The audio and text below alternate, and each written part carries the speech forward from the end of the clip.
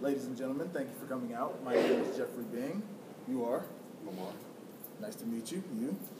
Georgia, nice to meet you. Mehdi, nice to meet you as well. Ariana, nice to meet you. Zaria, nice to meet you as well. Well, you're all gathered here today to hear why the 13.1 miles at the Columbus Half Marathon was the greatest experience of my life and why it's one of my greatest personal accomplishments. Throughout my life, I would have never thought to run 13.1 miles. I wouldn't even have given it any consideration. It was crazy initially. It was one of those things that I wouldn't even call it a pipe dream. It wasn't even a dream line. It wasn't a thought until I actually ran it. Throughout all the training, throughout all the preparation, a lot of hard work went into it, but at the end of it, it was the greatest experience ever. It was awesome. One of the things that made it so great was the support I got from my family. But the initial reason that I started was because my father challenged me and said I couldn't do it, or that he didn't believe I could do it. And I'm not sure if he didn't really believe I couldn't do it, or if it was just because he wanted to see if I could do it, but it motivated me to actually go out, run it, and push myself. Another reason, I've never had anyone in my immediate circle run that far that I know of. And it's just something to kind of, brag about to your friends. All your buddies are always telling you about their personal achievements and their accomplishments. So I had one where I could say, hey, I did this by myself. And also, fitness has always been a huge part of my life. It's something I've always loved to do. I used to run track in 8th grade. Never got a medal, didn't stay in it long enough. So this was my redemption, kind of my Rocky story, if you will. Now, even though it was an awesome thing to do, it was definitely one of the greatest experiences of my life, there were a lot of roadblocks. One were actually some of my friends. Because I get a lot of questions of, well, why would you want to run 13 miles? Why would you want to run for 2 hours? That's stupid. That's probably my favorite one. And throughout it all, I kind of let that motivate me. But towards the middle of it, I started to feel like, well, maybe why am I running this? It is kind of pointless. I'm not, winning anything from it. It was also pretty hard because it is in the middle of September, which in Ohio, as you can see, it snows. So it got really cold out.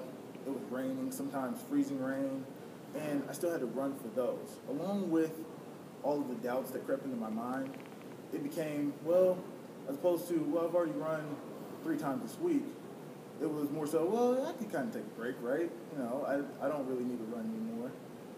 And finally, the training the first week was the toughest. I found out in September that I was going to be running at the end of October. So I only had 6 weeks to train, and I could only do 1.5 miles straight until one night I actually pushed myself. I ran a lot slower just to see where I could be. I ran 2.5 miles initially, and then I actually ended up running 4 miles the night after. And that was kind of my coming out party. It made me feel like, okay, if I can do 2 miles, then I can do 4. If I can do 4, I can do 16.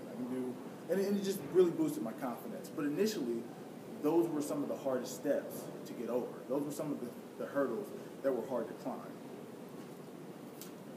At the end of the day, though, it was all worth it.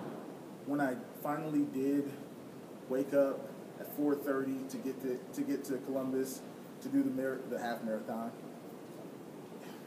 it was one of the experiences that I never thought that I'd even experience. There were people down there, 2,000-3,000 people down there, and they were all supporting you. Then, of course, you have the runners who are offering nothing but support. You have the people cheering you on the side with the signs. Great experience, great atmosphere.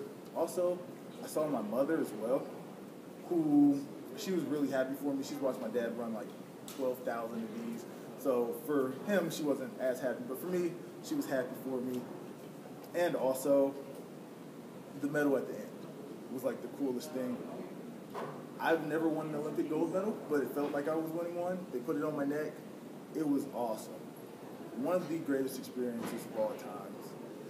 And although there were certain things and certain factors that may have prohibited me from doing as well as I think I could have, I still ran it a lot faster than I thought I would. And I had a great time. I had a great experience, and it's something that I'll never feel again. I've done 2 half marathons after. It's not the same feeling. The first one, that adrenaline, that rush, it was great. So, in closing, I learned to challenge myself. I learned to, that with a little bit of hard work, anything can be accomplished. I only had 6 weeks. The last week I think I took off. So really I only had 5 weeks. And it was just awesome to do. It was really cool to do. And I'm happy I did it. Without that experience, I don't think I'd be as strong in other areas, such as studying for finals or finding 5 people to do an interview in front of or anything like that. I don't think I'd have the same exact confidence. So that's why running the 13.1 miles in the Columbus Half Marathon was the best thing I've ever done. And next is a marathon. So, that was 5 years ago, and I can't wait. But I want to thank all 5 of you for coming out. If you want to wave at the camera, please do so. And